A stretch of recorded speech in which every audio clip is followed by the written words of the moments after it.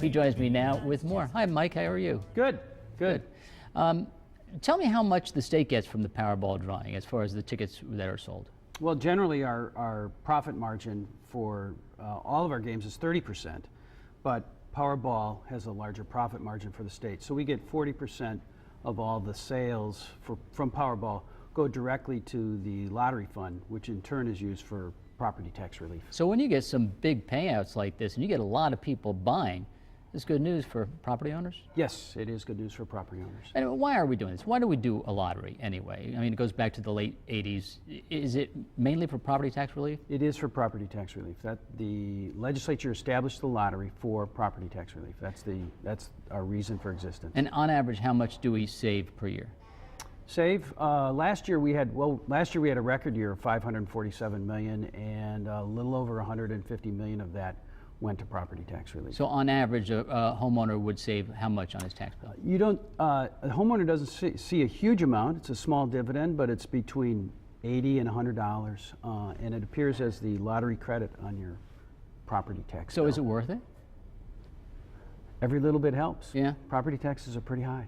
So have you ever been on the side of giving out a major prize as far as being the Wisconsin Lottery Director? Yes. Yes. And how much was that? That was $208 million a couple years ago, more than a couple years ago now.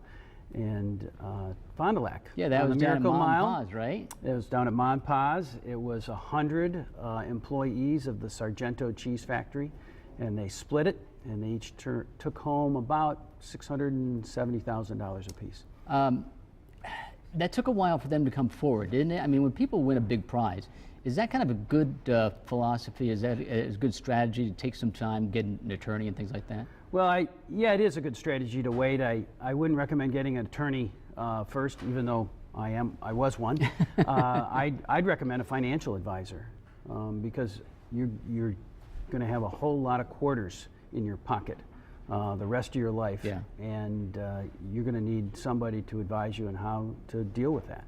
Yeah, and we just did a story about the curse of the Powerball, but everybody says, well, it's not going to happen to me.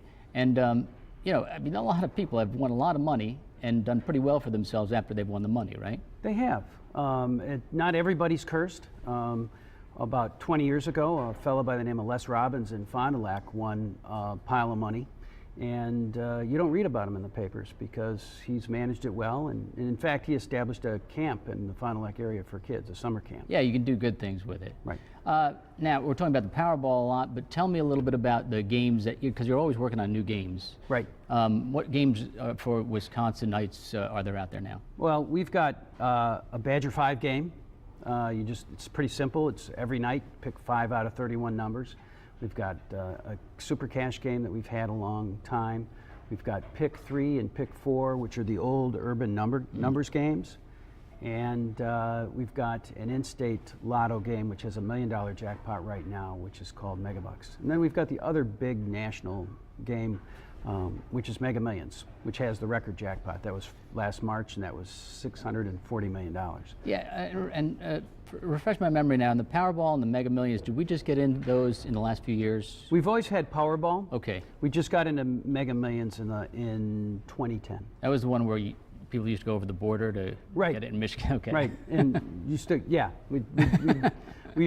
people from Wisconsin would race over to Illinois and vice versa. Mm-hmm. And ultimately, we got smart and we decided to sell all the games. Well, Mike, thanks for joining us. Sure. Busy guy all the time, especially these days. Well, you know, we at the lottery, we live for this. Yeah, definitely.